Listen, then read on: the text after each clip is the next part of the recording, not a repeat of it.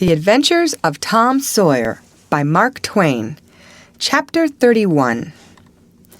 Now to return to Tom and Becky's share in the picnic.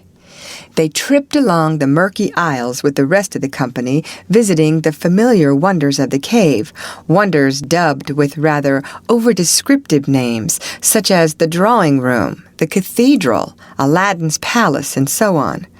Presently, the hide-and-seek frolicking began, and Tom and Becky engaged in it with zeal until the exertion began to grow a trifle wearisome. Then they wandered down a sinuous avenue, holding their candles aloft and reading the tangled web-work of names, dates, post office addresses, and mottos with which the rocky walls had been frescoed in candle smoke.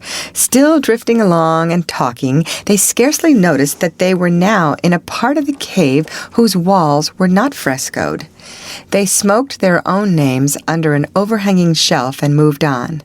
Presently, they came to a place where a little stream of water, trickling over a ledge and carrying a limestone sediment with it, had, in the slow dragging ages, formed a laced and ruffled Niagara in gleaming and imperishable stone. Tom squeezed his small body behind it in order to illuminate it for Becky's gratification. He found that it curtained a sort of steep natural stairway which was enclosed between narrow walls, and at once the ambition to be a discoverer seized him. Becky responded to his call, and they made a smoke mark for future guidance, and started upon their quest. They wound this way and that, far down into the secret depths of the cave, made another mark, and branched off in search of novelties to tell the upper world about. In one place they found a spacious cavern from whose ceiling depended heights of the length and circumference of a man's leg. They walked all about it, wandering and admiring, and presently left it by one of the numerous passages that opened into it. This shortly brought them to a bewitching spring, whose basin was encrusted with a frostwork of glittering crystals. It was in the midst of a cavern whose walls were supported by many fantastic pillars which had been formed by the joining stalactites and stalagmites together, the result of the ceaseless water drip of centuries. Under the roof, vast knots of bats had packed themselves together, thousands in a bunch. The lights disturbed the creatures, and they came flocking down by hundreds, squeaking and darting furiously at the candles. Tom knew their ways and the danger of this sort of conduct. He seized Becky's hand and hurried her into the first corridor that offered, and none too soon, for a bat struck Becky's light out with its wing while she was passing out of the cavern. The bats chased the children a good distance, but the fugitives plunged into every new passage that offered, and at last got rid of. Tom found a subterranean lake shortly, which stretched its dim length away until its shape was lost in the shadows. He wanted to explore its borders, but concluded that it would be best to sit down and rest a while first. Now, for the first time, the deep stillness of the place laid a clammy hand upon the spirits of the children. Becky said, "Why, I didn't notice, but it seems ever so long since I heard any of the others." "Come to think, Becky, we are away down below them, and I don't know how far away, north or south or east or whichever it is. We couldn't hear them here." Becky grew apprehensive. "I wonder how long we've been down here, Tom. We better back." "Yes, I reckon we better. Perhaps we better." "Can you find the way, Tom? It's all a mixed-up crookedness to me." "I reckon I could find it, but then the bats. If they put our candles out, it will be an awful fix. Let's try some other way, so as not to go through there." "Well, but I hope we won't get lost. It would be so awful," and the girl shuddered at the thought of the dreadful possibilities. They started through a corridor and traversed it in silence a long way, glancing at each new opening to see if there was anything familiar about the look of it, but they were all strange. Every time Tom made an examination, Becky would watch his face for an encouraging sign, and he would say cheerily, "Oh, it's all right. This ain't the one, but we'll come to it right away." But he felt less and less hopeful with each failure, and presently began to turn off into diverging avenues at sheer random in desperate hope of finding the one that was wanted. He still said it was all right, but there was such a leaden dread at his heart that the words had lost their ring and sounded just as if he had said, "All is lost." Becky clung to his side in an anguish of fear and tried hard to keep back the tears, but they would come. At last she said, "Oh, Tom, never mind the bats. Let's go back that way. We seem to get worse and worse off all the time." "Listen," said he. Profound silence, silence so deep that even their breathings were conspicuous in the hush. Tom shouted. The call went echoing down the empty aisles and died out in the distance in a faint sound that resembled a ripple of mocking laughter. "Oh, don't do it again, Tom. It is too horrid," said Becky. "It is horrid, but I better, Becky. They might hear us, you know." And he shouted again. The might was even a chillier horror than the ghostly laughter. It so confessed a perishing hope. The children stood still and listened, but there was no result. Tom turned upon the back track at once and hurried his steps. It was but a little while before a certain indecision in his manner revealed another fearful fact to Becky. He could not find his way back. "Oh, Tom, you didn't make any marks." "Becky, I was such a fool, such a fool. I never thought we might want to come back. No, I can't find the way. It's all mixed up." Tom, we're lost. We're lost. We never can get out of this awful place. Oh, why did we ever leave the others?" She sank to the ground and burst into such a frenzy of crying that Tom was appalled with the idea that she might die or lose her reason. He sat down by her and put his arms around her. She buried her face in his bosom. She clung to him. She poured out her terrors, her unavailing regrets, and the far echoes turned them all to jeering laughter. Tom begged her to pluck up hope again, and she said she could not. He fell to blaming and abusing himself for getting her into this miserable situation. This had a better effect.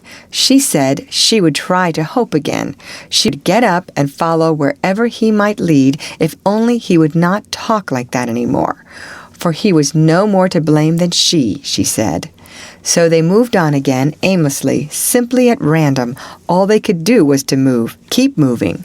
For a little while, hope made a show of reviving, not with any reason to back it, but only because it is its nature to revive when the spring has not been taken out of it by age and familiarity with failure.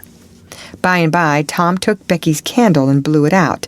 This economy meant so much. Words were not needed. Becky understood, and her hope died again. She knew that Tom had a whole candle and 3 or 4 pieces in his pockets, yet he must economize. By and by, fatigue began to assert its claims. The children tried to pay attention, for it was dreadful to think of sitting down when time was grown to be so precious. Moving in some direction, in any direction, was at least progress and might bear fruit.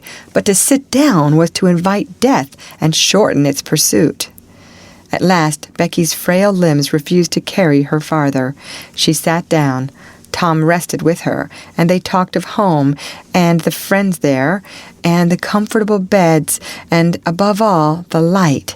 Becky cried, and Tom tried to think of some way of comforting her, but all his encouragements were grown threadbare with use, and sounded like sarcasms. Fatigue bore so heavily upon Becky that she drowsed off to sleep.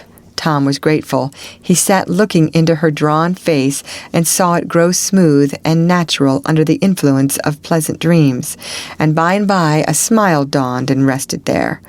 The peaceful face reflected somewhat of peace and healing into his own spirit, and his thoughts wandered away to bygone times and dreamy memories. While he was deep in his musings, Becky woke up with a breezy little laugh, but it was stricken dead upon her lips, and a groan followed it. Oh, how could I sleep? I wish I never had waked. No, I don't, Tom. Don't look so. I won't say it again.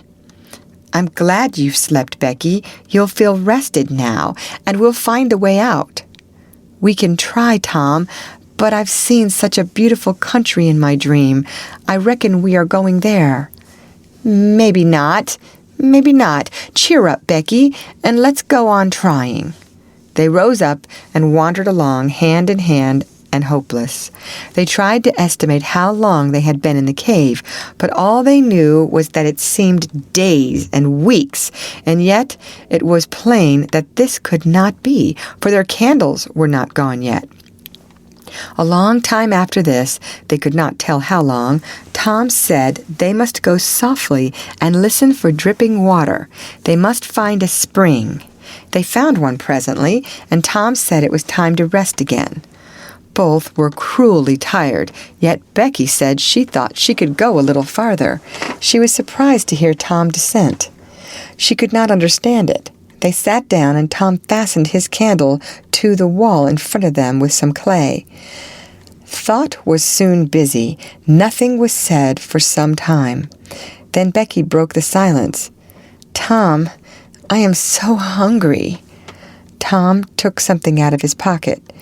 Do you remember this? Said he. Becky almost smiled. It's our wedding cake, Tom. Yes, I wish it was as big as a barrel, for it's all we've got. I saved it from the picnic for us to dream on, Tom, the way grown-up people do with wedding cake. But it will be our... She divided the cake, and Becky ate with good appetite, while Tom nibbled at his moiety. There was abundance of cold water to finish the feast with. By and by, Becky suggested that they move on again.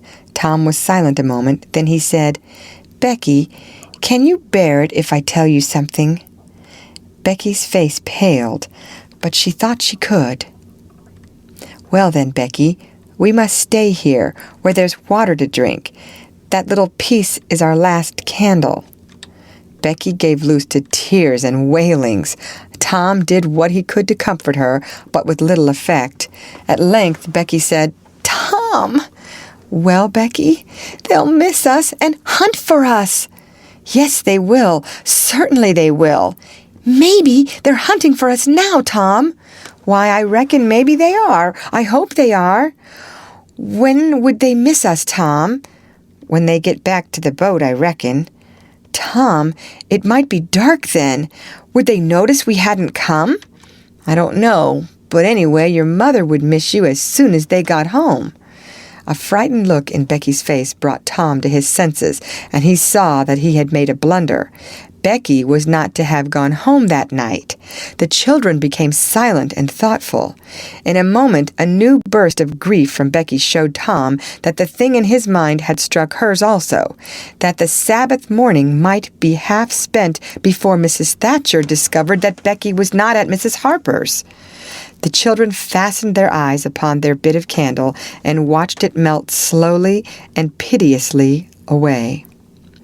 Saw the half-inch of wick stand last, saw climb the thin column of smoke, linger at its top a moment, and then the horror of utter darkness reigned. How long afterward it was that Becky came to a slow consciousness that she was crying in Tom's arms, neither could tell. All that they knew was that after he tried to get Becky to talk, but her sorrows were too oppressive. All her hopes were gone. Tom said that they must have been missed long ago, and no doubt the search was going on. He would shout and maybe someone would come. He tried it, but in the darkness the distant echoes sounded so hideously that he tried it no more. The hours wasted away, and hunger came to torment the captives again. A portion of Tom's half of the cake was left. They divided and ate it. But they seemed hungrier than before. The poor morsel of food only whetted desire. By and by, Tom said, "Shh! Did you hear that?"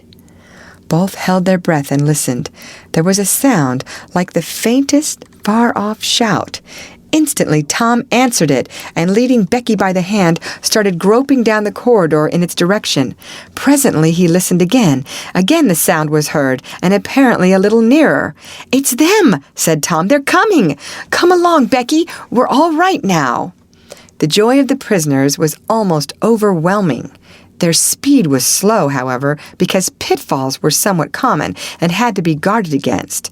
They shortly came to one and had to stop. It might be 3 feet deep. It might be 100. There was no passing it at any rate. Tom got down on his breast and reached as far down as he could. No bottom. They must stay there and wait until the searchers came. They listened. Evidently, the distant shoutings were growing more distant. A moment or two more, and they had gone altogether. The heart-sinking misery of it. Tom whooped until he was hoarse, but it was of no use. He talked hopefully to Becky, but an age of anxious waiting passed, and no sounds came. The children groped their way back to the spring. The weary time dragged on. They slept again, and awoke famished and woe-stricken. Tom believed it must be Tuesday by this time. Now an idea struck him.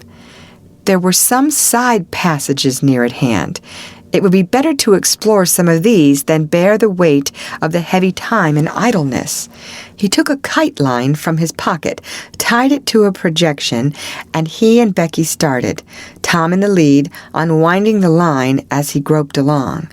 At the end of 20 steps, the corridor ended in a jumping-off place. Tom got down on his knees and felt below, and then as far around the corner as he could reach with his hands conveniently, he made an effort to stretch yet a little farther to the right, and at that moment, not 20 yards away, a human hand holding a candle appeared from behind a rock. Tom lifted up a glorious shout, and instantly that hand was followed by the body it belonged to, Injun Joe's. Tom was paralyzed. He could not move. He was vastly gratified the next moment to see the Spaniard take to his heels and get himself out of sight. Tom wondered that Joe had not recognized his voice and come over and killed him for testifying in court. But the echoes must have disguised the voice. Without doubt, that was it, he reasoned. Tom's fright weakened every muscle in his body.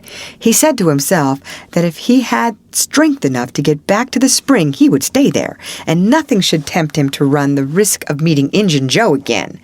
He was careful to keep from Becky what it was he had seen. He told her he had only shouted for luck. But hunger and wretchedness rise superior to fears in the long run. Another tedious wait at the spring and another long sleep brought changes. The children awoke tortured with a raging hunger. Tom believed that it must be Wednesday or Thursday or even Friday or Saturday now, and that the search had been given over. He proposed to explore another passage. He felt willing to risk Injun Joe and all other terrors. But Becky was very weak. She had sunk into a dreary apathy and would not be roused. She said she would wait now where she was and die. It would not be long. She told Tom to go with the kite line and explore if he chose. But she implored him to come back every little while and speak to her, and she made him promise that when the awful time came he would stay by her and hold her hand until all was over. Tom kissed her with a choking sensation in his throat and made a show of being confident of finding the searchers or an escape from the cave. Then he took the kite line in his hand and went groping down one of the passages on his hands and knees, distressed with hunger and sick with bodings of coming doom. End of chapter.